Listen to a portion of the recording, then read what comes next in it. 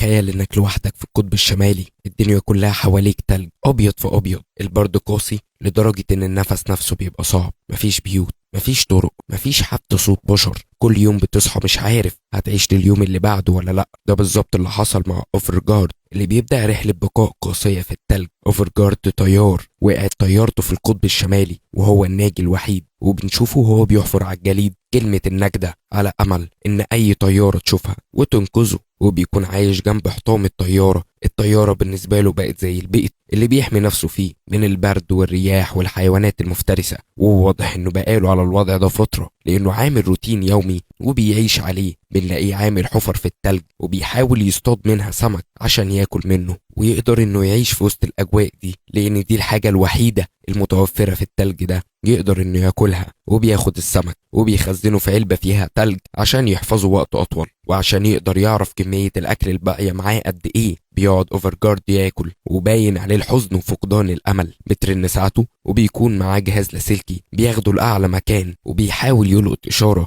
عشان يبعت رسالة استغاثة زي كل يوم، لكن محدش بيرد عليه. بيحزن جدا وبيرجع للطيارة لأن الجو بدأ يغيم. اوفرجارد حاسب كل دقيقة في يومه وعايش في روتين النجاة، وكل حاجة بيعملها محسوبة عشان يحافظ على طاقته، لأنه مش عارف هيخرج من المكان ده إمتى. وكل يوم يصحى اوفرجارد وبيعمل نفس الحاجات ونفس الروتين ومفيش أي تغيير. وفي يوم بيصحى بيلاقي إن علبة السمك مكسورة، وبيلاقي آثار لرجل حيوان ضخم، وبيعرف إن في حيوان مجهول هاجم المكان وكل السمك. فبيخاف اوفرجارد وبيرجع يستخبى في الطيارة وبيقفل على نفسه، وبيعرف إن المكان مبقاش أمان وإنه في خطر وممكن في أي وقت الحيوان ده يهجم عليه وياكله، وإن كمان الأكل اللي كان مخزنه مبقاش موجود، ولو معرفش يصطاد غيره هيموت من الجوع. وفي يوم وهو بيبعت إشارة باللاسلكي وهو فاقد الأمل بيسمع رد حد عليه، ودي بتكون أول مرة حد يسمعه بعد محاولات كتير. وبعد شوية بيلاقي مروحية جاية تنقذه، فبيرجع له الأمل وبيولع نار بسرعة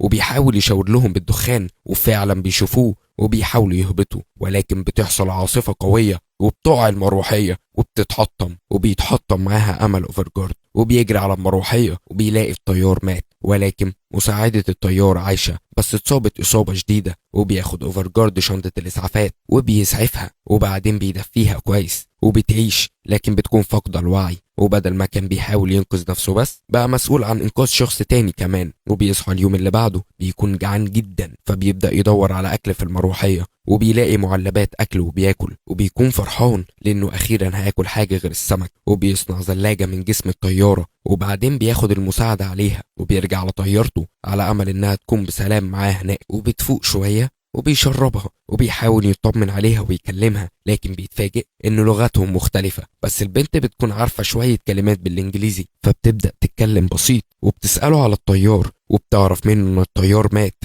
فبتحزن جدا. وفجأة بتفقد الوعي تاني. بيحاول اوفرجارد يفوقها لكن للأسف بيفشل. بيخرج اوفرجارد وبيكتب ورقة للست وبيقول لها انه رجع لها تاني، وبيروح عند المروحية وبياخد الجاكيت من جثة الطيار وبيحفر جنبه في التلج كلمة النجدة، وبياخد من المروحية اي ادوات ممكن تساعده في الظروف الصعبة اللي هم فيها. وبيلاقي بوتاجاز صغير وولاعة يقدر يولع بيها النار، وبيرجع للطيارة تاني وبيطمن على المساعدة وبيطهر جرحها وبيحط علامات على الدواء عشان يعرف هيكفيها قد ايه. وبيقعد يتدفى على النار وبيكون مبسوط ومش مصدق انه اخيرا حس بشوية دفء. وبيسمع صوت بره جاي من الحفرة اللي بيصطاد منها سمك، وبيلاقي سمكة كبيرة في الصنارة، فبيفرح وبيطبخها على البوتاجاز الصغير اللي لقاه. ودي بتكون اول مرة ياكل فيها اكل سخن من ساعة الحادثة، وبيكون فرحان بالاكل اللي عمله وبيحاول ياكل المساعدة وبيطمنها ان اكيد في حد بيدور عليها وهيوصل لمكانهم قريب. وبيفضل يعتني بيها ويعالجها، وبيكون كل همه انها تعيش وتكون بخير. وكل يوم بيحاول يبعت إشارة استغاثة ويفضل مستني على أمل حد يجي، رغم إن مفيش أي إشارة أمل. بس هو ما يقسش، وبيكون لقى خريطة في المروحية وبيكتشف إن في محطة أو مخيم ممكن يكون فيه ناس على مسافة بعيدة. المسافة دي بتكون الأمل الوحيد، لكنه عارف إن الرحلة دي خطيرة جدا، الجو صعب والطريق تلج وطويل ومفيش ضمان ان يوصل اصلا. لكن في نفس الوقت لو فضل مكانه ممكن ما يجيش اي انقاذ، ومهما حاول يصمد هيموت في الاخر. القرار فعلا صعب ولكن بيقرر انه ينفذ القرار الاصعب، وهو انه يحاول يمشي ويخاطر، يمكن ينجح ويقدر يلاقي المساعدة. بياخد الست وبيحطها على الزلاجة. لو انت مكانه قول لنا كنت هتعمل ايه، وهل كنت هتاخد نفس القرار ولا لا؟ وبيبدأ رحلة في الجليد، وبيكتب على الطيارة والمروحية ان في 2 عايشين ورايحين لأقرب مخيم يمكن حد يشوفها ويروح لهم. وعلى الرغم من صعوبة الطريق، لكن اوفرجارد ما سابهاش، وكان بيدفيها كويس وبيطمنها وبيأكلها ويشربها على قد ما يقدر. ورغم انها مش بتقدر تتكلم، لكن بتتواصل معاه بإشارات بسيطة، وبتكون أغلب الوقت فاقدة الوعي. وبيقف يرتاحوا شوية وبينام، وبعدين يقوم وبيكمل الطريق. وفجأة بيوصل لمكان سد. رغم انه ماشي على الخريطة بيلاقي جبال عالية من الصخور والتلج، وما بيكونش ده موجود على الخريطة، وما بيبقاش عارف يعمل ايه ولا هيتسلق بالست اللي معاه دي ازاي وهي فاقدة الوعي كده. فبيشوف طريق تاني بس بيكون أطول وأصعب، فبيقرر إنه يتسلق الجبال ويسحب المساعدة بالزلاجة. وبيربط الزلاجة بحبال وبيحاول يشد الزلاجة، لكن مجهود كبير عليه وبتتزحلق منه لتحت. وبيفضل يحاول لكن ما بيقدرش، فبييأس ويستسلم. وبينزل للست ويقول لها انه هيلاقي طريق تاني. وبيلاقي حفرة كبيرة تحت التلج في الجبل، وبيشوف انها امان ويقدروا يستنوا فيها. وبياخد الست وبيدخلوا في الحفرة عشان يولع النار ويتدفى. وبيعمل اكل وبيحاول يأكل المساعدة لكن بترفض. وهنا بيعرف انها يئست من الحياة ومن الوضع اللي هي فيه، فبيشربها ميه وبيسيبها. وبيفضل يفكر في الوضع ده، ويا ترى في حد هينقذه ولا هيموت هنا، ومحدش هيعرف اصلا. وبيروح في النوم، وفجأة بيصحى مخضوض عشان بيسمع صوت زئير بره. بيكون دب قطبي مفترس بيحاول يدخل الحفرة اللي هم فيها عشان ياكلهم. فبيترعب وبيتوتر، وبيدخل الدب راسه جوه الحفرة. وما بيكونش اوفرجارد عارف يعمل ايه، خصوصا ان معهوش اي سلاح، وان الحفرة اللي هم فيها ضعيفة وممكن الدب يدخلها. وبدل ما كان اوفر بيدور على اكل، هيبقى هو اكل للدب. ولكن اوفرجارد بيتصرف بذكاء وبيخوف الدب بنار البوتاجاز، وبيحط النار عند مدخل الحفرة. وفعلا بيخاف الدب وبيمشي وبيفقد اعصابه وبينهار، وبيبقى مش عارف يلاقيها منين ولا منين. وبصراحة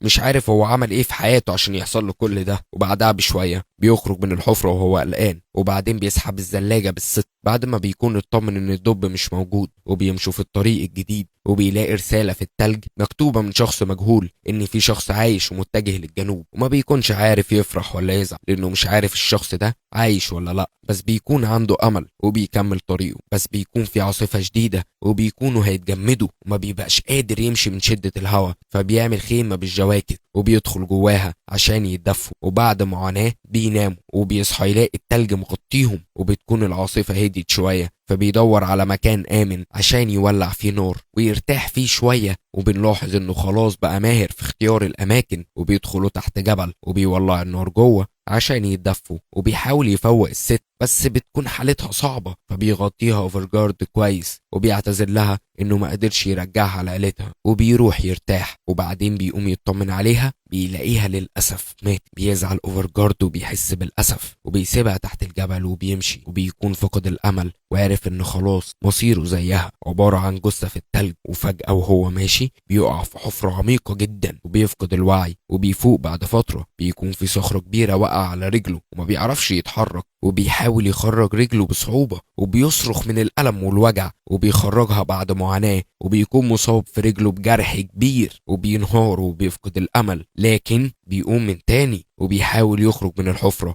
وبيخرج فعلا وبيكون تعبان جدا ومش قادر. بيرجع تحت الجبل تاني جنب جثة المساعدة، ولكن بيتفاجئ انها لسه عايشة. فبيعيط وبيعتذر لها عشان افتكرها ماتت وكان هيسيبها ويمشي، وبيوعدها انه مش هيتخلى عنها تاني. وبتكون رجله بتنزف، فبيحط تلج على الجرح وبيربط رجله، وبياخد الزلاجة وبيمشي. وبيشرب الست اخر شوية مية معاه، وبيكون عطشان وجعان فبياكل من التلج. وبيفضل يجر الزلاجة، لكن بسبب جرح رجله ما بيكونش قادر، ومع كل خطوة الألم بيزيد. فبيقعد يرتاح شوية وبيطلع جهاز اللاسلكي فبيلاقيه مكسور، وبيكون فقد الأمل لأن ده كان الوسيلة الوحيدة لطلب الإنقاذ. وبعدين يقوم يكمل وهو بيزحف، بيسيب الزلاجة وبيحاول يوصل لأعلى مكان، وبينجح إن يوصل لأعلى الجبل. وفجأة بيشوف مروحية وتقريبا بتدور عليهم، فبيزق الزلاجة بأقوى ما عنده وبيفضل يزعق وينادي عليهم، وبيولع آخر شعلة نار معاه. بس النار بتكون ضعيفة، فبيقلع بيقلع الجاكيت وبيولع فيه وبيشاور بيه عشان يشوف الدخان، وبتكون طاقته خلصت وبيعافر، لكن محدش بيشوفه بيمشوا، فبيعيط وينهار ويفضل يطمن المساعدة ويديها أمل رغم إنه فقد الأمل، ويقول لها إنها مش لوحدها وإنه معاها، وإنه حتى لو مات هيموتوا سوا، وبيستسلم لمصيره وبيمسك إيديها، وبعدها بيفقد الوعي. ولكن فجأة بترجع لهم المروحية، وبتكون دي النهاية. من رأيكم لحقوهم بعد كل المعاناة دي ولا ماتوا بعد رحلة صعبة مليانة برد وخطر وتعب؟ اوفرجارد بيثبت ان قوة الانسان مش بس في جسمه لكن في ارادته، ورغم الوحدة واليأس فضل متمسك بالامل لاخر لحظة، ورغم الصعوبات الامل دايما موجود. قول لنا رأيك في الكومنتات. لو عجبك الفيلم ما تنساش اللايك والفولو عشان يوصل لك كل الفيديوهات. سلام.